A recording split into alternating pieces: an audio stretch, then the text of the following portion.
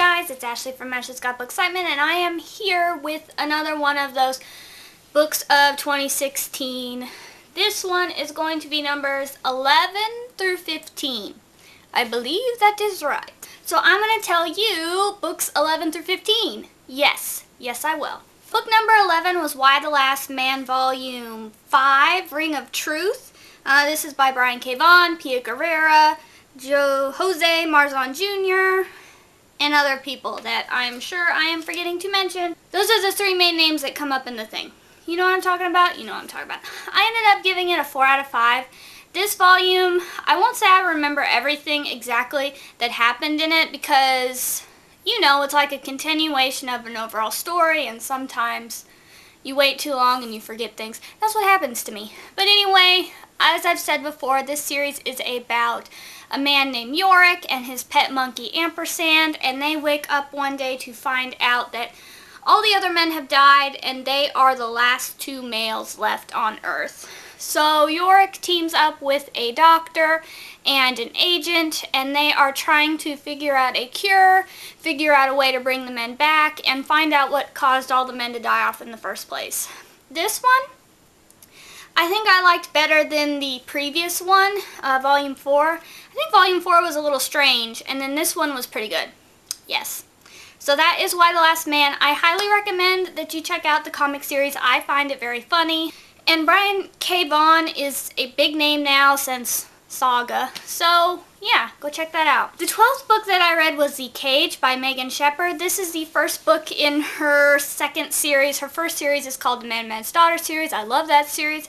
And so this one is about a group of teenagers who wake up one day in a strange world, and they find out they've been abducted by aliens. Yes, they have.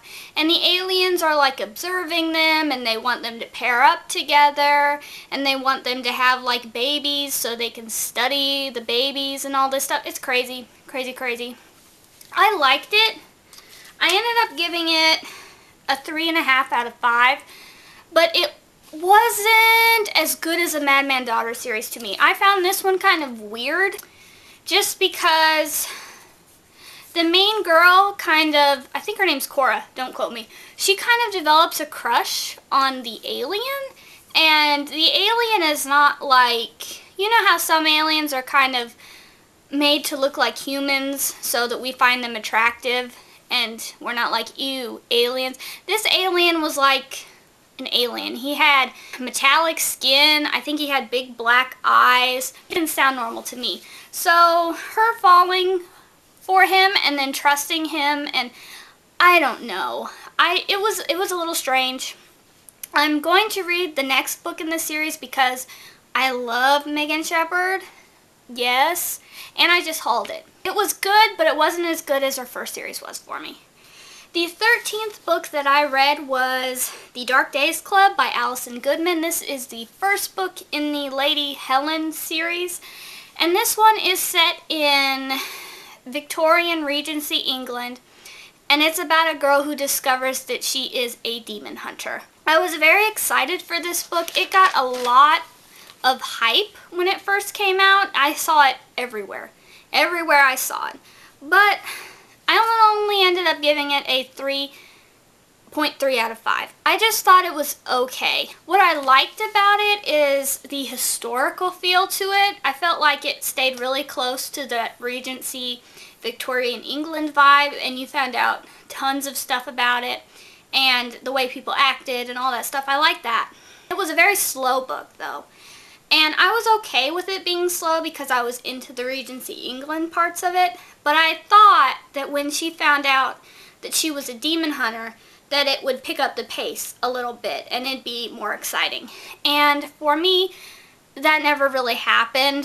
Even when she finds out she's a demon hunter, it's like she's still doing the Regency England stuff. Like, she's still going to balls, and she's not going out and doing crazy adventures. She's a girl of her time, which is cool, but then at the same time, I wanted her to step up and be that awesome kick-butt heroine that we've come to love so much in in books, YA novels, you know, and that never happened. So I will look for the second book because I want to find out what happens, but it was just a very slow book. So if you don't like slow books, that might not be the one for you.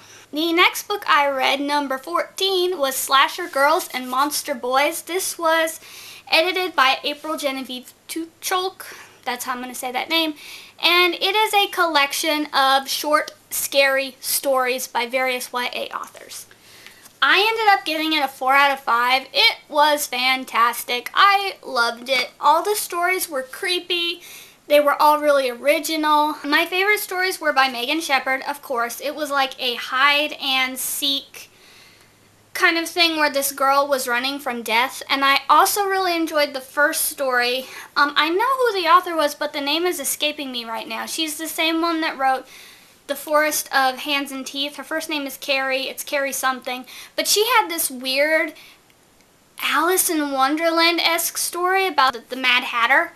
And it was very creepy. And I loved it. The only story that wasn't my favorite was the one by Marie Lu. I don't remember the title of it, but all the other stories were so creepy and original. And her story was just kind of like, you knew what was going to happen from page 1. There was no real surprise to it. It wasn't that creepy. And it didn't fit to me with the other stories just because all the other stories were really good and hers was kind of subpar. No offense to her as an author or anything. That's how I felt about that story. But that anthology was awesome. I highly recommend it for Halloween reading. If you want to read it at Halloween, it'd be a great read.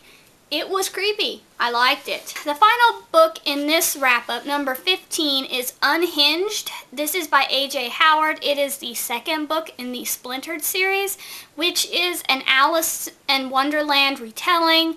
It's about a girl named Alyssa who has always been said to be related to Alice in Wonderland, and kind of madness runs in her family. In the first book, she goes to Wonderland, and in the second book, she picks Earth above Wonderland, and that's where things go in that one.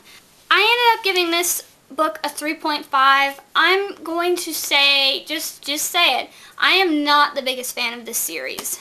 I think it's very weird. It's kind of hard for me to get into, and I really, really hate Morpheus. I know a lot of people are like Team Morpheus in this series, but to me he's a manipulative little moth boy. Every time he comes, something happens, and it's because he has done something to mess things up or to put people in danger. I just don't appreciate him. I don't like him. And in this second book, guess what? He does something that puts people in danger again. I also wasn't the biggest fan of this book because I felt like it was a pointless story. Second book syndrome. It ended on just the biggest cliffhanger. I didn't really enjoy it. I am going to read the third book because I have this weird thing about finishing series. If I start it, I have to finish it. So, yes.